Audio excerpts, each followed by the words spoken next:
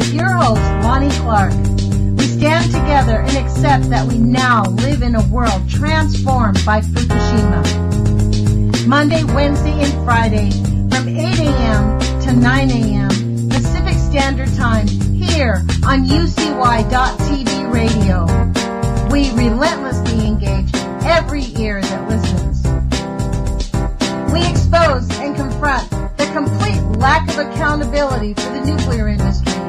Consider social engineering programs who view our bodies, minds, and souls as assets on a balance sheet. We discuss vital current issues, interview activists, and engage our audience in an effort to allow all voices to be heard. The Age of Fission radio show creates a venue that all will choose. We encourage our listeners to reclaim their power and their courage to take action and save our planet from the ravages of greed and indifference. Our actions matter. Every voice matters. We remind our listeners that happiness is resistance.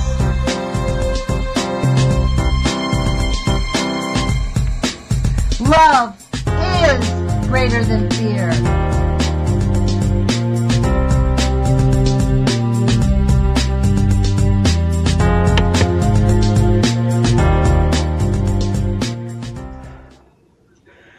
Good morning, UCY.TV radio listeners. This is Lonnie Clark with the Age of Fission radio show.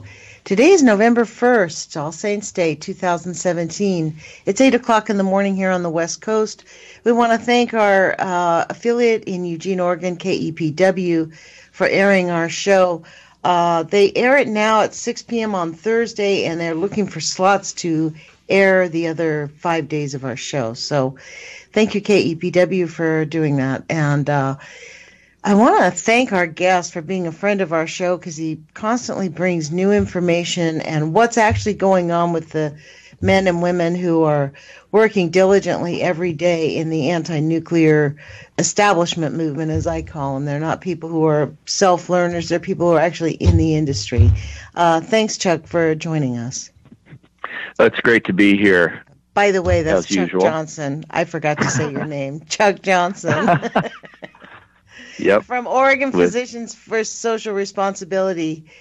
And he is moving on to an organization back east in January, but we'll still acknowledge where he's working diligently to make sure things run smoothly after he exits. So thanks, Chuck, for all your work. Well, it's really a lot of fun. If others want to join us, they are more than welcome, as you have.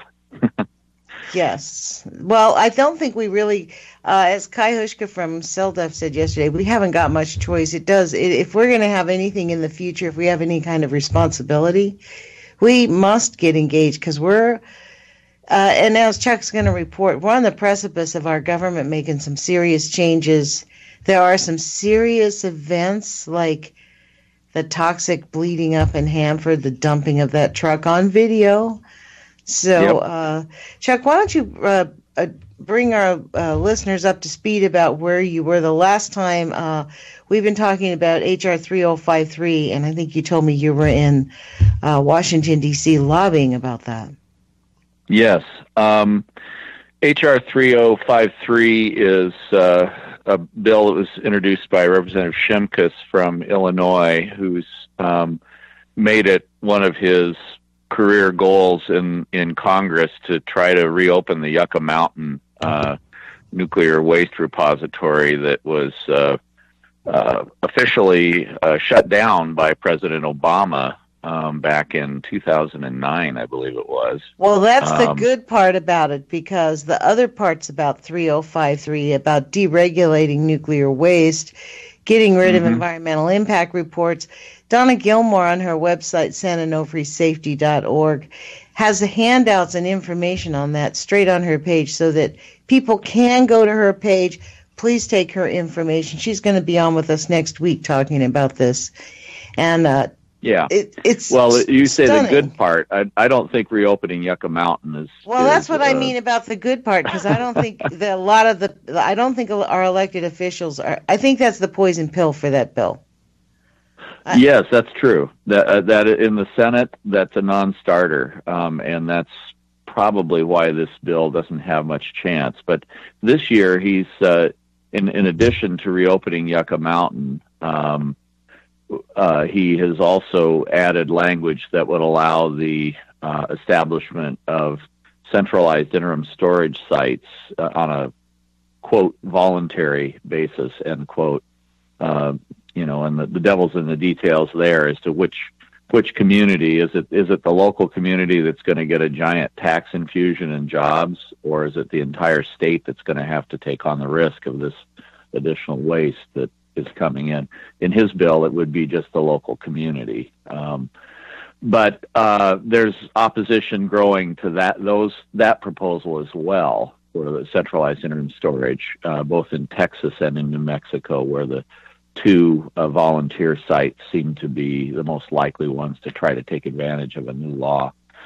So what's happening in the House right now is that because the Republicans have a good majority there, and because they've united behind Shimkus's bill, this bill is most likely going to pass sometime in the next few weeks.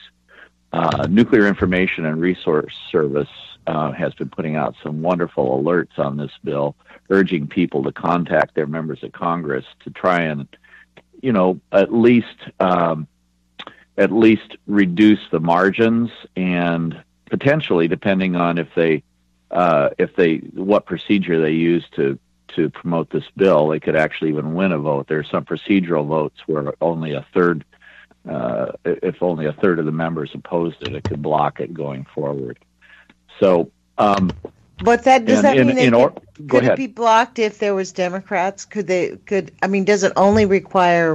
Can the Republicans pass it on their own? I guess that's my question. They can, yes. Ultimately, even if they get blocked on a procedural vote, there's procedural votes that basically cut off debate and have it go straight through Congress without any debate, and there's some speculation that they may try to do that. If they do, then it would only take a third of the members of the House to vote it down, and then that would give the Democrats, if they stayed united, which to some degree the majority of Democrats have been opposing this legislation historically, and there are 21 of them. There are 21 of them. I mean, Maxine Waters is one of the first. I find that it's funny. I think she's changed her name to Mimi Waters. That's funny. Yeah, but yeah, it's disappointing to see some people who have progressive views on other stuff end up supporting this legislation, because it's foisting the waste generated in one place onto a community that's unwilling to take it, and also ignoring the science in the case of Yucca Mountain that has indicated that that's a very bad site to store the waste.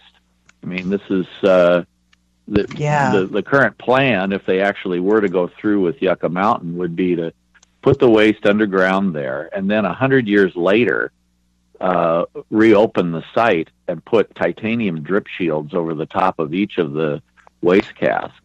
And the reason for that is a lot of water actually travels through that site. It's rather sieve-like, and finds its way down into the aquifer underneath it. And in order to keep the casks from deteriorating too quickly, they would need these shields to take the water drips away from the casks. But because the casks are so hot, this waste stays hot for so long, the titanium shields would melt if they were put on immediately. That's why they have to come back 100 years later, put these titanium shields on top of each of these, and then yeah, but they don't last for 100 years. They only last for 20 years, these containers that we store them in. Well, that's it. I mean, Donna Gilmore has shown a lot of the flaws in existing containers. They're supposedly going to design a new container for the permanent emplacement in whatever the permanent dump site is. So hopefully that would be a better container than the current ones. But the current they ones have them in Europe. They have containers in Europe that do not leak. I mean, this is the deal. They're so ripping us off, Chuck. I mean, honestly, they know there's technologies they're ignoring and they don't want to use. I'm sorry. I just think that these people are egregious. Yeah. They say it's cost saving. Or you want to talk about? Did you see? I'm sure you have. It came from Oregon Physicians for Social Responsibility. Bob Alvarez's new report on October 27th this year. It's 17. Yep. I mean, Columbia Generating Station is a bloodbath of money looting. If you read it, it is just outrageously ripping us off and incompetent. I'm glad you like that report. Yeah, we're pretty happy with it. I did. By the way, Mimi Waters is not Maxine Waters. This is really interesting. You know who this is? Mimi Waters represents Dana Point in California. Oh, yeah. Right near where, I mean, what's shocking is that's near, she's a Republican, obviously. But for someone who is near San Onofre to even put their name on this is beyond comprehension. Well, this is actually one of the things we're trying to get at in our lobbying is that the one thing that is pushing moving the waste is fear of where it might be emplaced at San Onofre. And it's influenced Senator Feinstein, who's one of the most powerful Democrats in the Senate, who has over the years attempted to not reopen Yucca Mountain because that was taken off the list by Harry Reid and President Obama, but to open up a centralized interim storage site away from the cliffs above the beach at San Onofre. And it's understandable given the seismic activity of Southern California and the fact that this is really pretty close to the beach and not in the most sturdy, location physically that you could find.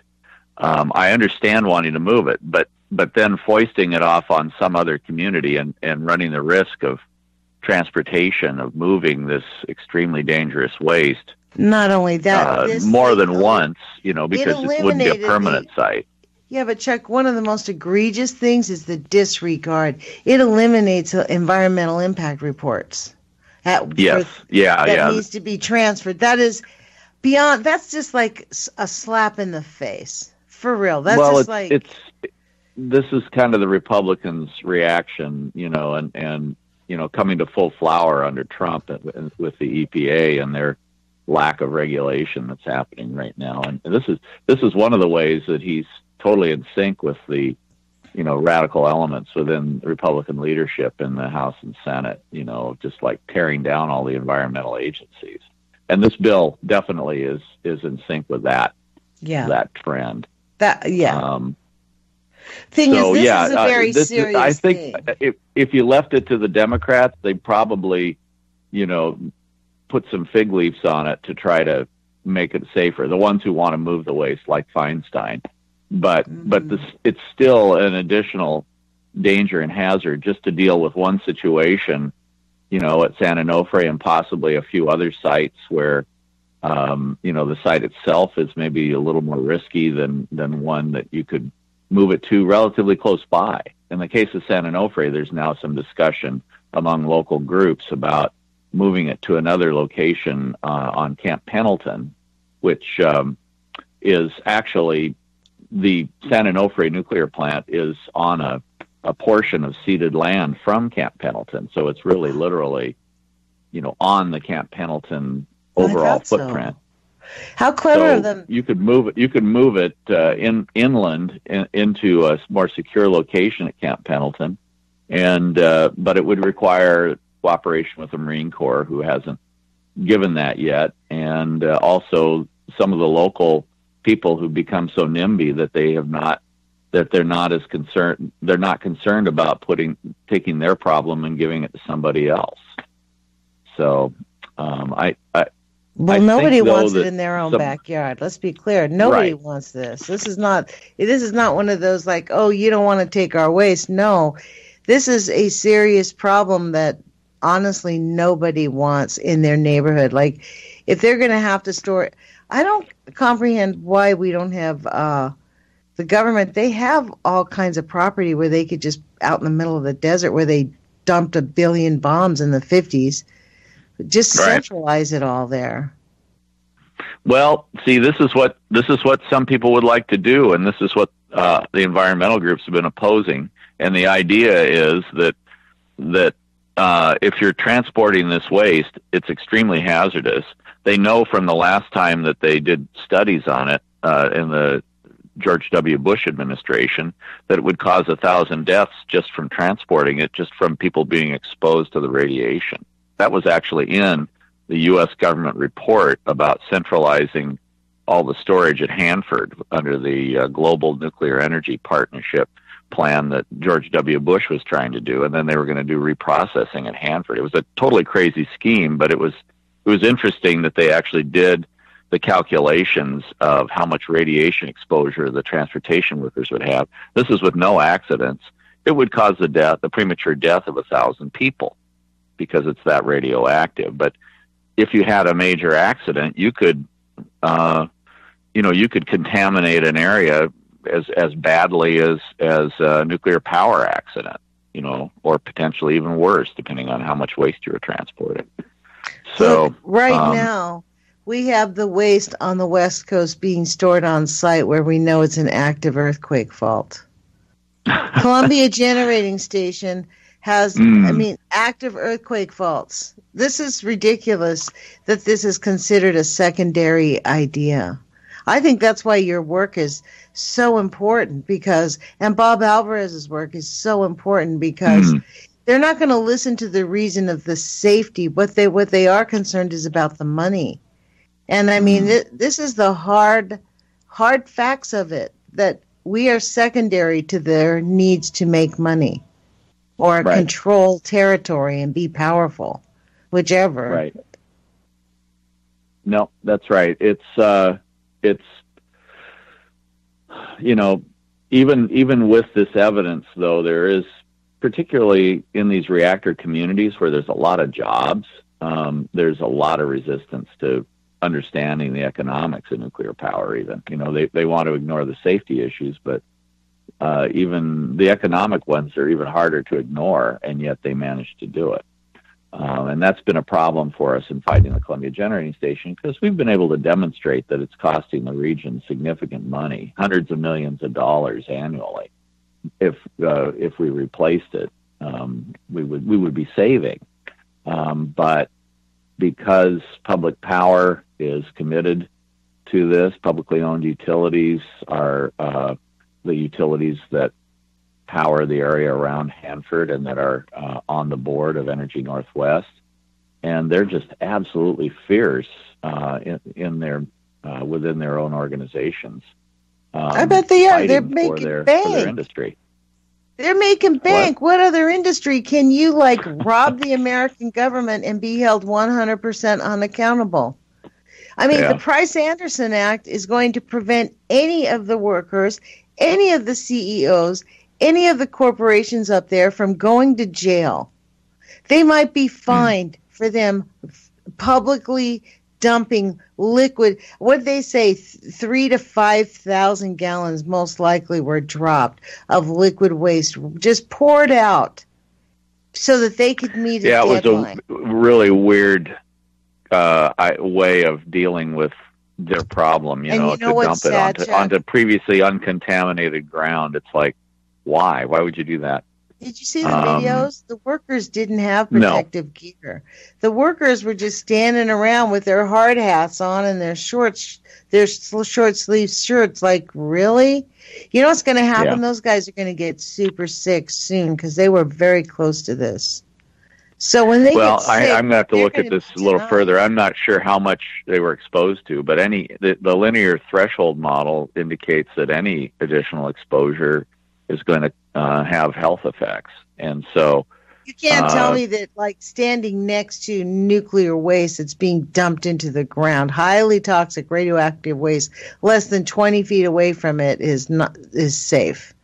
This thing is moved because I'm not saying it's safe at all. I just don't know what the concentration was. They're claiming it wasn't very high, but of course I'm going to need to read more about it. Of course I haven't looked into it enough.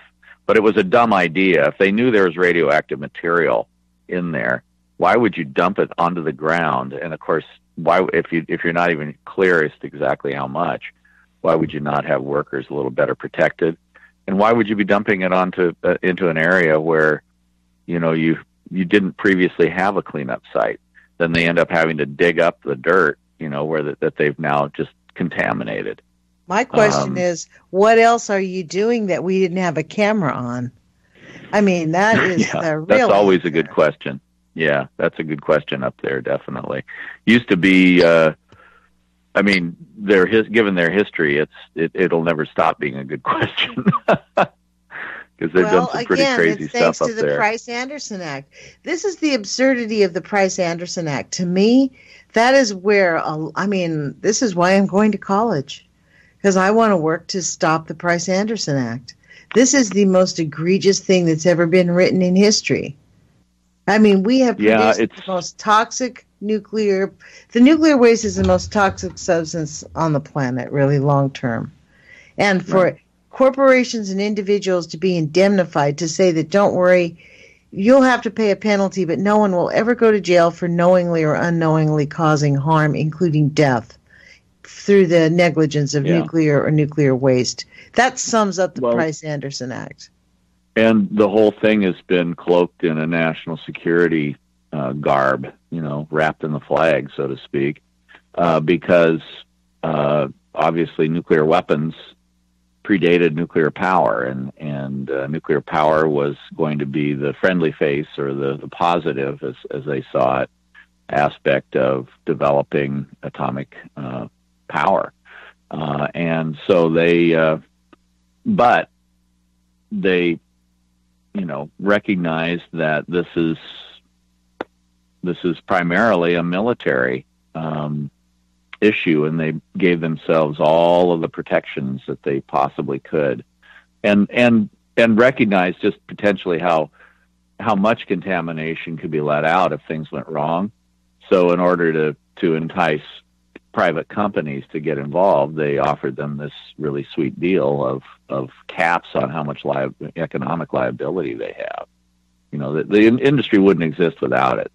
Let's be clear, that should never have happened. This should have stayed inside the military. It ought to never, ever have been subcontracted, ever.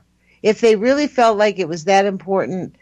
I mean, John Goffman and Helen Caldecott, they did their duty, but really they failed in a way. Like, they did not, yes, they stopped us from having 100 nuclear power plants, but, or what did they want? They wanted 300 nuclear power plants across the country. So we only have 100. But that's not stopping the industry. And Hanford has become a gaping eyesore year after year after. Honestly, Susanna Frame is a hero. A true hero. The way she goes after, if you haven't seen her latest video from King 5, I suggest everybody go to King 5 on YouTube and just put in, Hanford dumping, and it'll come up the last 4 or 5 days. She confronted the CEO of one of the high executives, and of course they're in complete denial. And he said to her, guess what? You obviously don't understand the circumstances. And you know what he was alluding to? It doesn't matter what we do, babe. We can do whatever we want with impunity, so get out of here. Seriously, Chuck. I haven't seen that yet. I'll take a look at that. But she does a lot of really hard-hitting investigative pieces, and it's worth just watching a series of them. They're stored on the website there for King 5 News in Seattle.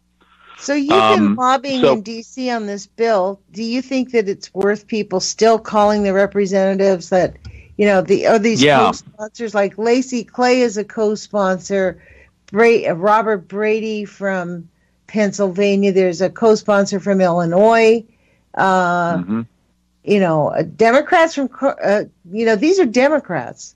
Salud Carbajal. We've got a Democrat in Oregon, Kurt Schrader, who's a co-sponsor who should be called and told to vote no on it. I don't know how much impact it'll have, but it will have some impact. The more they hear from us. the less likely there'll be to continue to try to push this thing. But, the funny thing is that in the Senate, this thing does not seem to have legs right now. And part of that is that the House keeps insisting on adding Yucca Mountain to whatever this final bill is. And it's always been a Nevada senator and their considerations that are sort of at the center of stopping it, because Nevada is pretty united, with the exception of the one county that would take the waste and get the money. The rest of the state has been fighting it, tooth and nail for decades at this point. And the state of the current governor is just as committed to fighting it. He's a Republican, Sandoval. And so right now in 2018, Senator Dean Heller is up for re-election. He's a Republican and the most vulnerable Republican in the Senate, because Nevada is definitely a swing state. It's been trending Democrat, but it goes Republican enough for them to hang on to it if they can, prop this guy up. And passing a bill that includes reopening Yucca Mountain would show weakness on the part of the Nevada delegation that Mitch McConnell and the Senate Republicans don't want to do in 2018. I would look for a chance for a bill like this to pass, probably to be taken more seriously in 2019. Because they don't want they don't have that situation anymore. Right.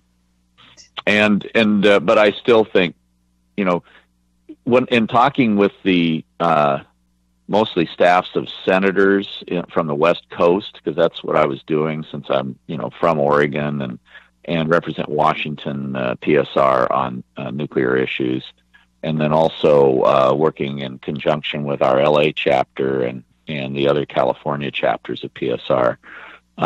We met with the staffs of Senator Feinstein, Senator Cantwell of Washington, and Senators Merkley and Wyden of Oregon. And the word is that this bill doesn't seem to have any legs in the Senate at all, because the Senate, as I said, they're not anxious to do Yucca Mountain. They're skeptical that it can be done, because they know how hard the state will fight it. Even if Congress passes the legislation, there'll be, another decade or two in court before they'll even be able to do anything out there.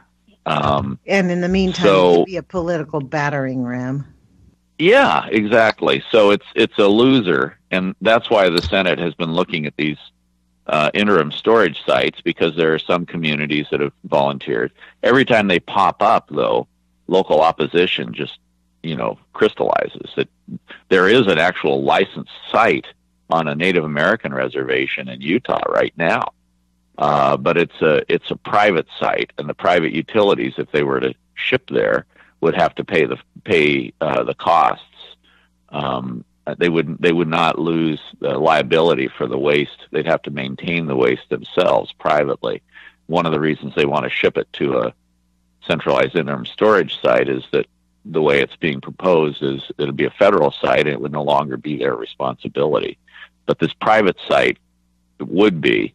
And the state of Utah and their state senators and the Mormon Church all grew so concerned about this Utah site that they prevailed upon President George W. Bush to establish, get this, a national monument around this site to prevent a rail spur from getting to this tiny Skull Valley Goshute reservation that's out in the middle of the desert, that where the citizens of that reservation had voted in favor of doing it. There were only 100 people who were tribal members, and they were looking at getting about $1 million apiece, and none of them were intending on continuing to live there. So I understand why that vote ended up going the way it did. The rest of the rest of Utah stopped it. And the same kinds of things are now happening in Texas and New Mexico, where the new centralized interim storage site ideas are being promoted. So, well, I guess if you're living on native lands that is completely contaminated from the bombing tests of the 50s and 60s and your abandoned uranium mines everywhere, yeah, you might as well make $1 million if they're going to put Yucca Mountain there.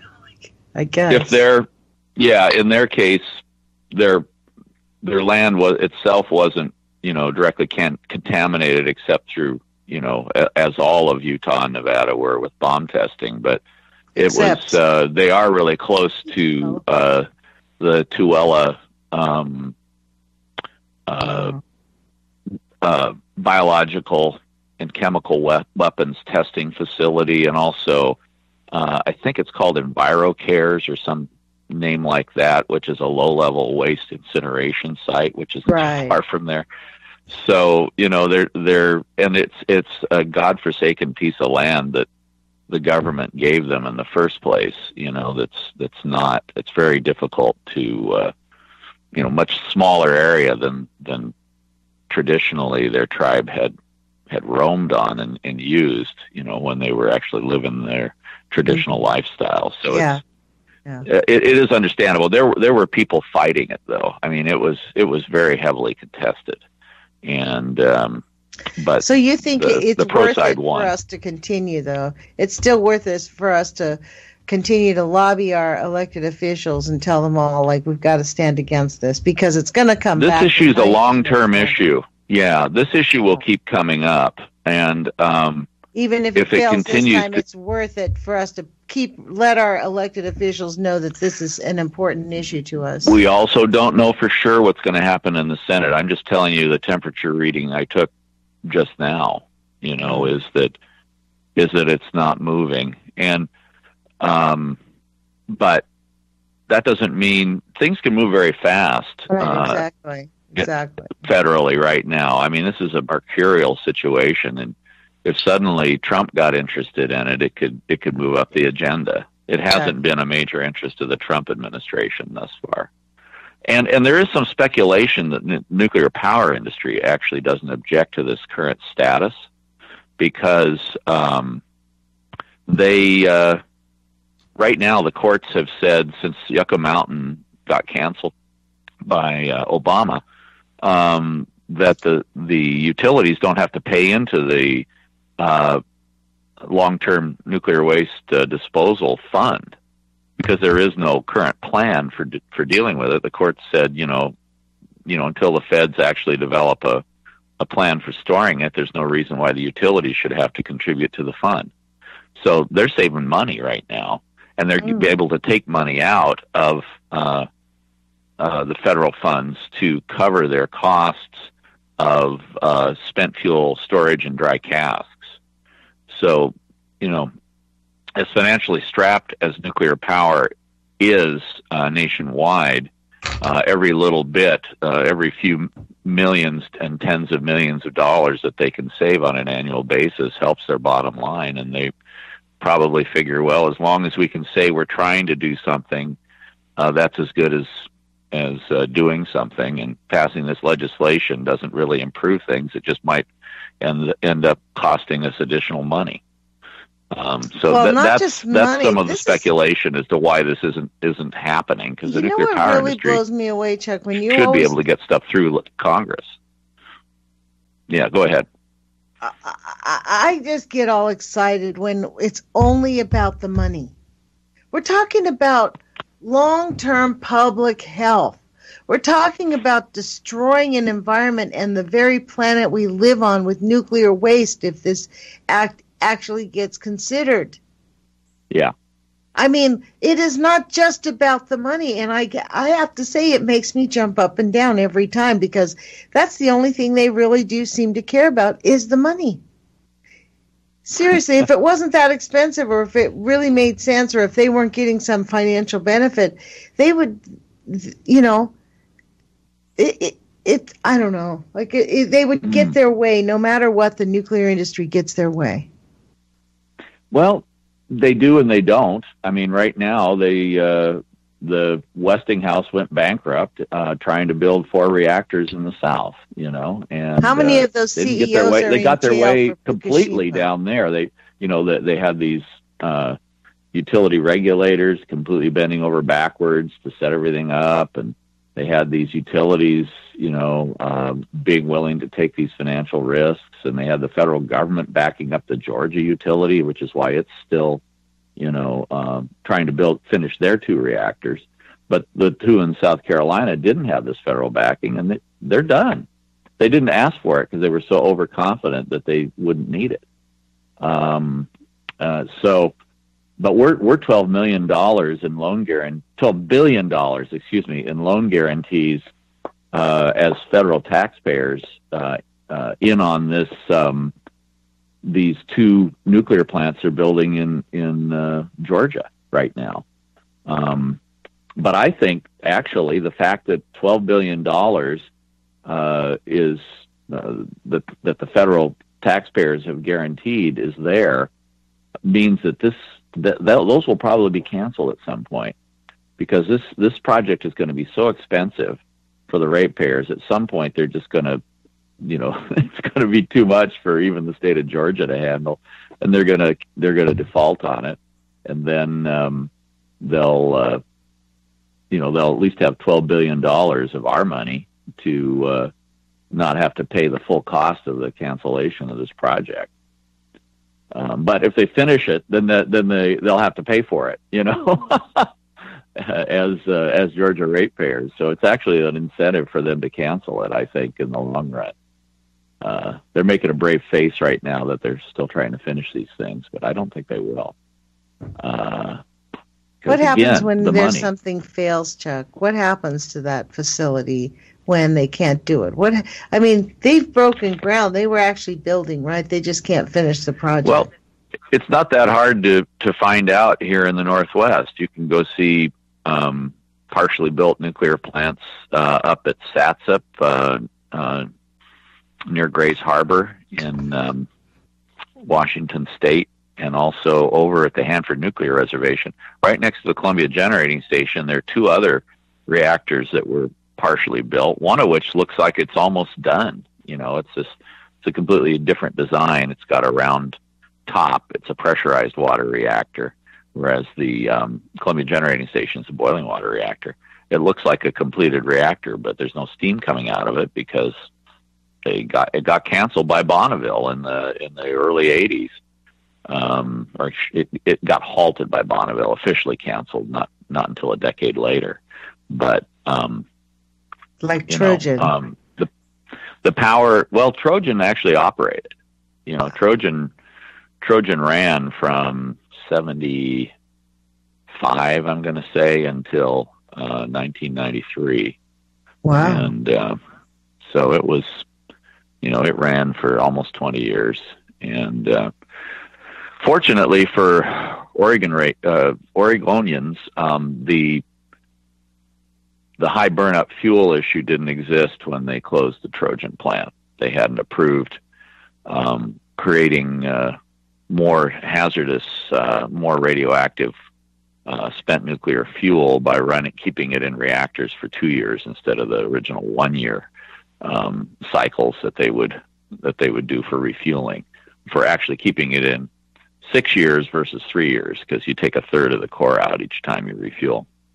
But anyway, so Trojan's waste, while it's in dry casks, is less radioactive and therefore less likely for the fuel to fall apart, as is the concern with this high burnup fuel. But anyway, I didn't mean to get sidetracked into that area. But that is actually, when you're talking about radioactive waste, you're going to have Donna Gilmore on your program.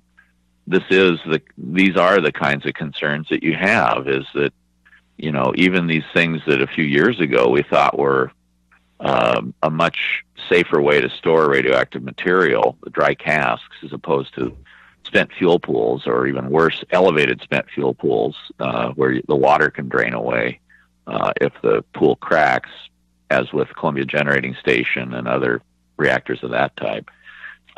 So, the idea was air-cooled dry casks.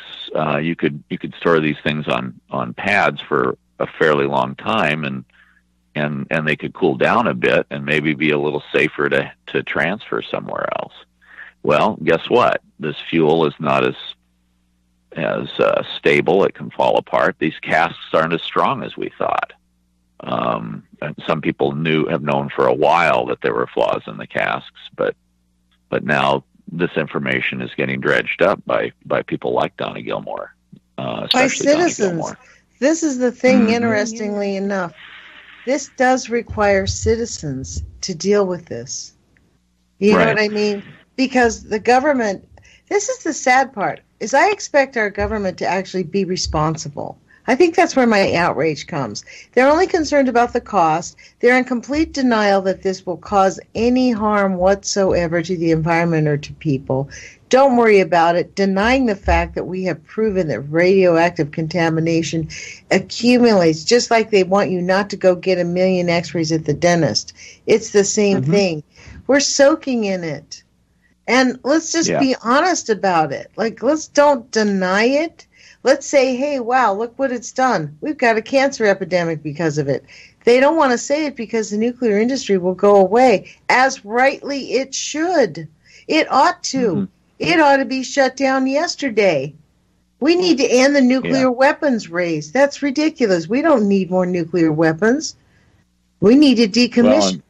Well, I'm really against it all.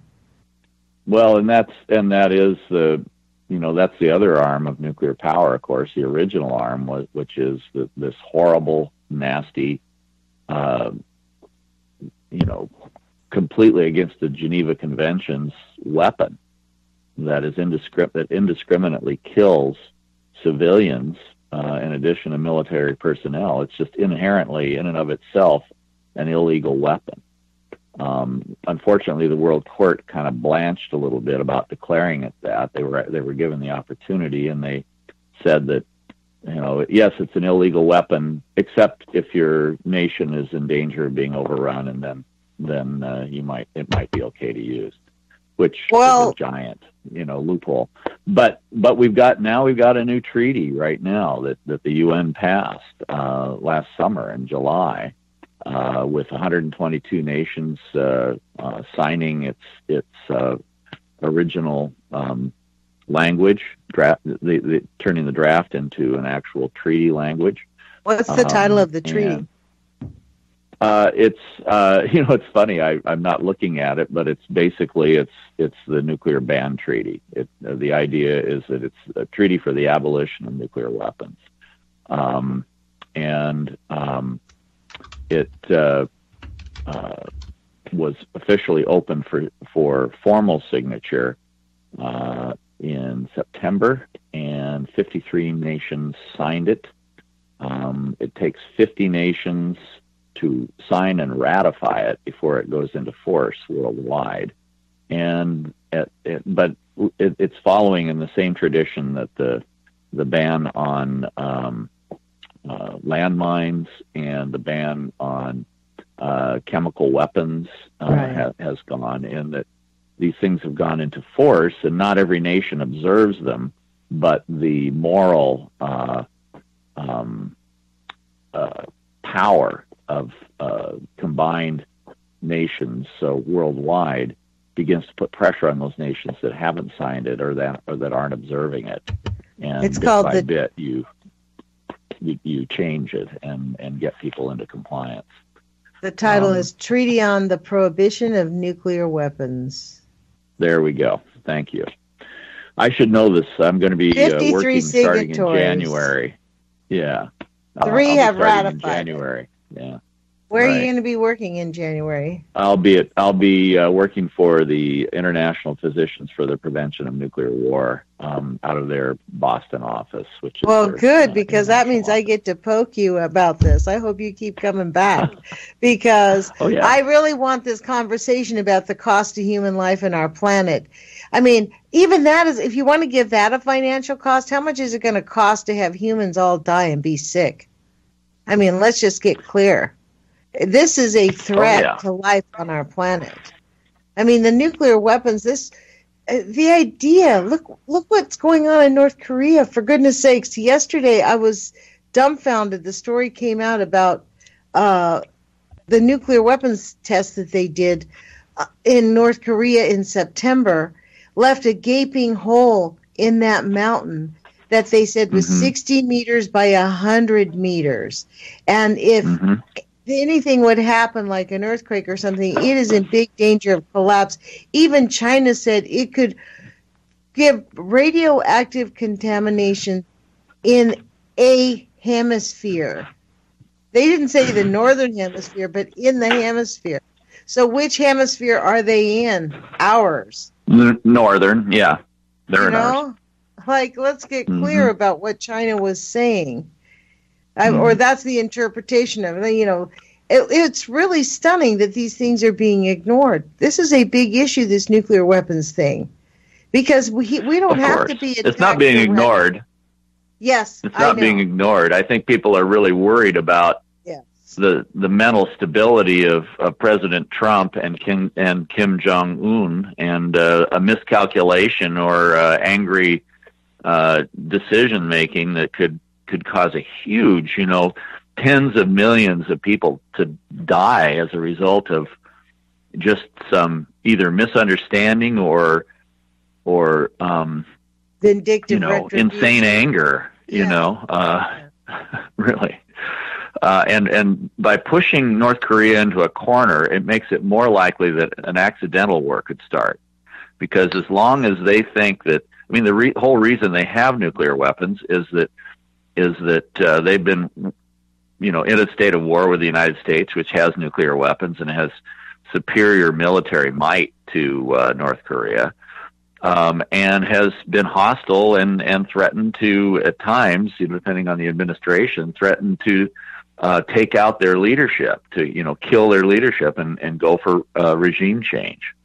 And they've seen what's happened to countries that haven't built up a deterrent like that. What happened to Saddam Hussein? What happened to Gaddafi? Those guys. Saddam did disarm, contrary to what Bush and everyone was trying to say getting into that war. He had dismantled his nuclear weapons complex. And Gaddafi famously did the same thing. Chuck, do you follow Foreign Policy Magazine online on October 18th? No, I don't. Oh, man, they did a great story just on this very theme. We could start an accidental war. Armageddon by accident. I think I covered it on the show briefly. October 18th, Trump and Kim's brinkmanship raises the danger of an accidental conflict on the Korean Peninsula. And they kind of outline that very idea. It is very real. This is a very real thing. And we really have to, put our intentions towards having nuclear war not even going to happen. We will prevent it. We have to put our thoughts and things into that. In the United States, getting rid of nuclear weapons, we are a long way away from that. But particularly with a president like Trump, who doesn't even seem to understand that, we have treaties that stop us from building more. He's questioning why we don't just suddenly start making more nuclear weapons again. And that was the meeting in which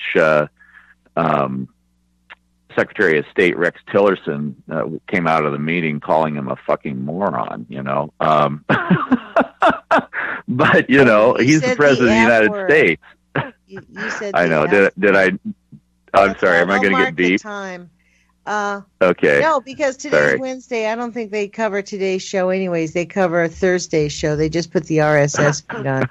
So I don't think we're going to EPW. So I'll in future I'll say effing moron. Yeah.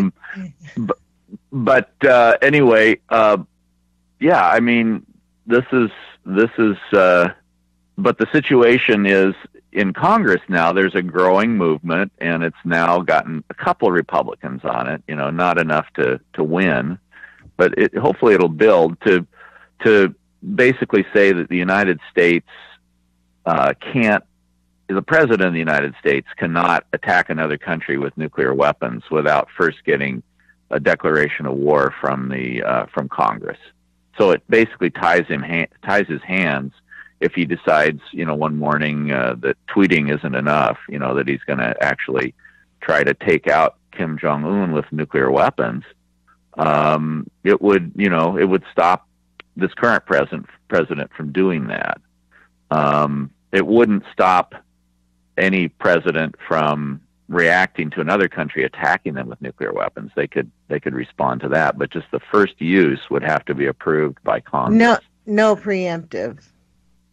Right, and this is one of the things that puts people on a hair trigger, because they don't know if the United States is going to do that or not. Yeah, and but we don't, Don't you get the sense that the generals around Trump understand the issue and would not do that themselves? I don't think that they would. You think that they would obey? You think they would obey his order and say, "Okay, let's do it"? You think Mad Dog Mattis would really do that?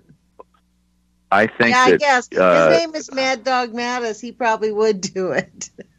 Well, I don't know about him specifically, but I know historically, during the Cuban Missile Crisis, the generals were unanimous that they wanted Kennedy to attack the Russian emplacements and to go ahead and invade Cuba. So I mean, it was, and they were upset with him for not doing it. And so traditionally, there's plenty of people in the military who want to find a military solution to a problem, and this is, of course, one of those military solutions to the problem of North Korea having nuclear weapons, is to go ahead and attack them. And so I would be very concerned that they would carry out an order. And if Mattis wouldn't go along with it or tried to block it, he could get fired and be replaced almost instantaneously. The commander-in-chief is the commander-in-chief. And the way it's currently set up, it's not set up for anybody to make this decision other than the president.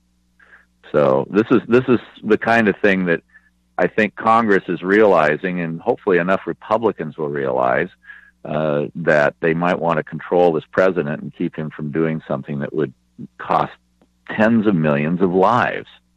I mean, it's the worst kind of terrorist act that you can even imagine. It makes all the other terrorist attacks that we've experienced and seen over the last few decades pale in comparison. And it's a state act and it's our country, the one that supposedly cares about the rule of law and cares about the rest of humanity, that's in this position to do this thing. Other countries have forsworn first use, and to the extent I guess we can trust anybody to actually do what they say they're going to do. I mean, China has said it has a no first use policy, for example. And Russia did at one time. I don't know if Putin has rescinded that, but there's no reason for the United States, as powerful as we are militarily, to have a first use of nuclear weapons policy still.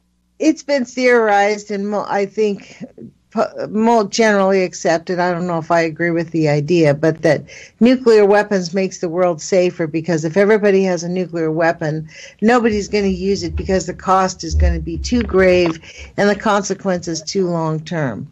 I seriously disagree with that. I think we need to disarm all nuclear weapons and keep that science under study still. I'm not saying ignore nuclear, but we need to keep it under a tight study. We need to not use it for war and weapons or medicine. We need to figure out what the heck this stuff is. It's good for jet propulsion, I guess. But this is completely ridiculous, I'm not agreeing with a couple of things you just said, but, for one thing, medicine, I think that nuclear medicine is helpful to some people. Some people have lived longer as a result of cancer treatments that they've gotten. Certainly, using imaging, helps to diagnose problems that people are having. That can be, so I wouldn't throw out nuclear medicine at all. If we stop with the war machine, we could probably develop our nuclear medicine industry at a more refined rate than what we currently have, because right now I think it's crude, and it is really basically, there's so many more things that we could do to remediate our planet, to turn our lives around, to turn our planet around. I think that the whole like the whole cancer thing, people who get cancer, I personally disagree 100% with the whole thing about radiation to cure cancer. There are ways that we can do it that are more in harmony with our bodies, that give you more long-term ways. Because you get radiated now, but 10 years from now again, you get cancer again. Yeah, no, that's really true. I mean, sick. This is one of the reasons why, and doctors, people who are studying this understand that. It's not like they're not understanding that. Well, they don't tell the people. And it's one of the reasons why they're trying to refine, such things, do targeting so that the radiation only hits the cancer if possible. And then some types of cancer, you're able to do that. There are other cases where they have alternative therapies that don't involve radiation. Drugs that can kill it that do not involve also having people get irradiated, because the side effects, even if you don't get a cancer, the side effects can be really harsh on people and can really harm tissue. No question about it. And doctors know that better. Who are working this stuff know that better than anyone, because they have to deal with those side effects in their patients. There was a doctor in Washington that I heard on NPR being interviewed. He got fired because he mixed quote natural alternative medicine with his cancer. He said, look, we don't want to have like whitewash. We don't want to use it like we're whitewashing the fence. You use it when you need it. And so he mixed it, and his patients all had a very high recovery rate. They fired him for using alternative medicine and herbs and things like that and diet, and making that an integral part of his system. Yeah. So this is there are those, right. I mean, there's definitely a fight going on in medicine over what is legitimate treatment and what isn't.